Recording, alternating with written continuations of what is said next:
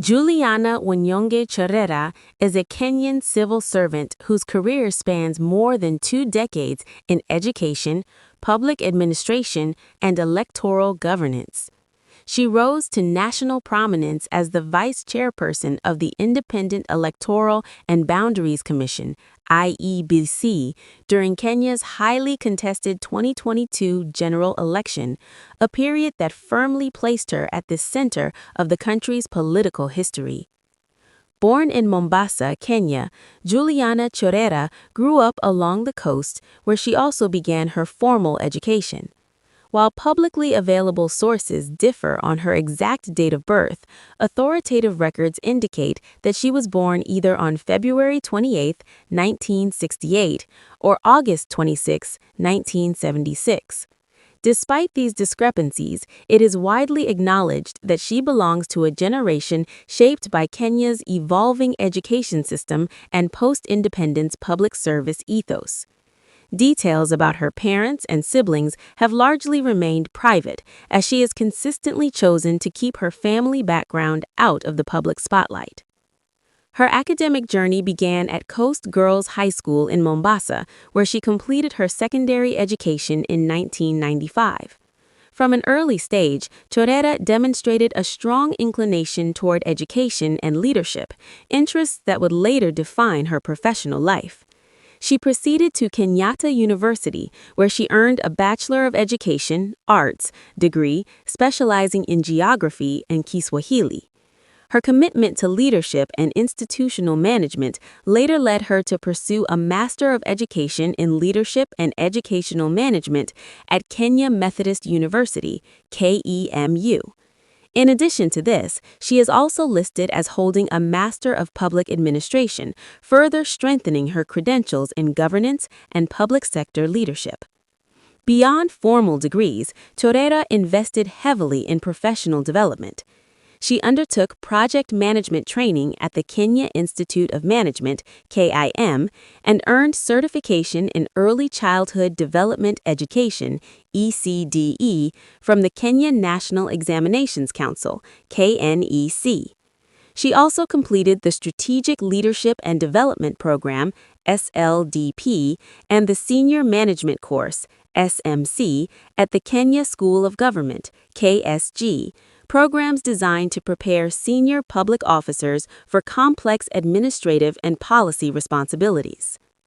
Cherera's professional career began in the classroom, where she served as a secondary school teacher for over 18 years.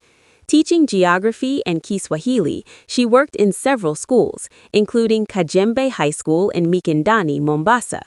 Her years in education not only shaped her leadership style, but also grounded her understanding of grassroots public service, policy implementation, and community engagement. Her transition from education to county governance marked a significant turning point. She joined the Mombasa County Government, where she served as a chief officer in the Strategic Delivery Unit within the Office of the Governor. In this role, she played a key part in coordinating high-impact programs, most notably during the COVID-19 pandemic. She helped oversee the governor's food distribution program, popularly known as Together from Mombasa, which aimed to cushion vulnerable households during the crisis. She also managed the school milk program, a large-scale initiative that provided daily nutritional support to over 35,000 pupils. Additionally, Cherera served as secretary to the Mombasa County Economic Recovery and Legacy Strategy and held accounting officer responsibilities for several executive units, including the county attorney's office and the media team. On September 20, 2021, Juliana Cherera was appointed as one of 4 new commissioners of the Independent Electoral and Boundaries Commission by former President Uhuru Kenyatta. Less than 2 weeks later, on September 14, 2021, she was unanimously elected vice chairperson of the IEBC. Within the commission, she chaired the Voter Education, Partnerships, and Stakeholders Engagement Committee, a role that placed her at the heart of electoral awareness and institutional collaboration. Her tenure at the IEBC reached a dramatic climax during the 2022 general election. On August 15, 2022, Cherera led 3 other commissioners, later referred to as the Cherera Four, in publicly rejecting the final presidential results announced by the IEBC chairperson. Speaking at a press conference held at the Serena Hotel, she described the final phase of the presidential tallying process as opaque, stating that they could not take ownership of results they had neither verified nor validated. This unprecedented move triggered intense national debate, legal scrutiny, and political backlash.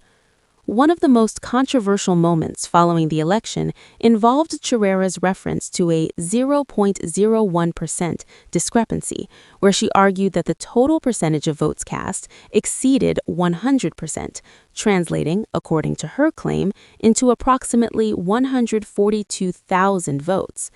However, public scrutiny and basic mathematical analysis showed that 0.01% of roughly 14 million votes amounted to about 1,400 votes, not 142,000.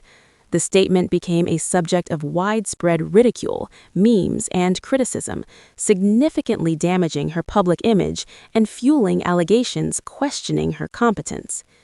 In the aftermath of the election, several petitions were filed in Parliament accusing Cherera and her colleagues of gross misconduct.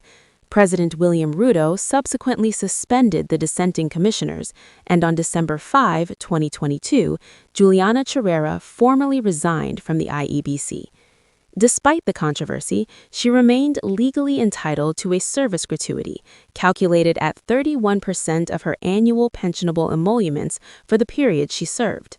Following her resignation, Cherera largely withdrew from public life. As of 2026, she has expressed interest in collaborating with other former electoral officials to develop a white paper on electoral reforms, aimed at strengthening the credibility of elections in Kenya and across Africa.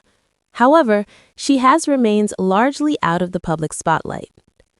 Cherera is known to be a wife and a mother, though she has never publicly disclosed the identity of her husband. In late 2023, she revealed that her family, particularly her last-born child, who was 7 years old at the time, was deeply affected by the political fallout of the 2022 election, including incidents of bullying.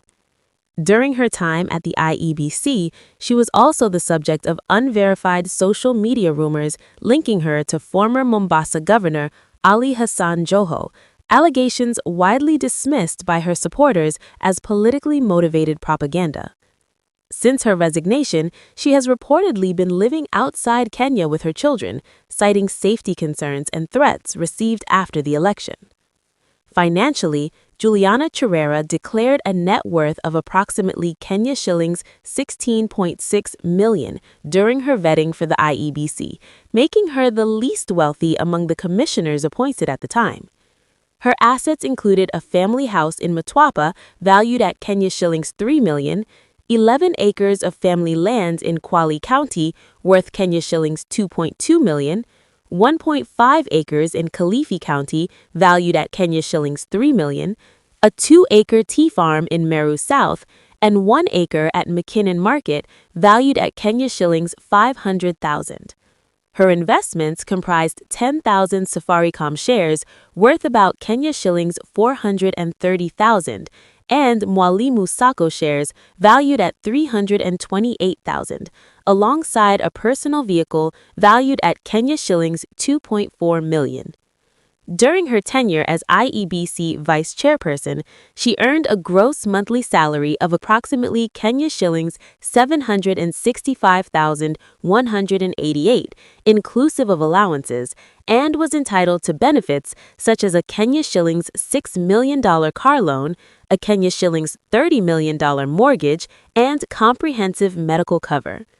As of early 2026, there have been no public updates indicating any significant changes to her asset holdings following her departure from public office. As history records her legacy, Juliana Cherera remains one of the most consequential and controversial figures associated with Kenya's 2022 general election.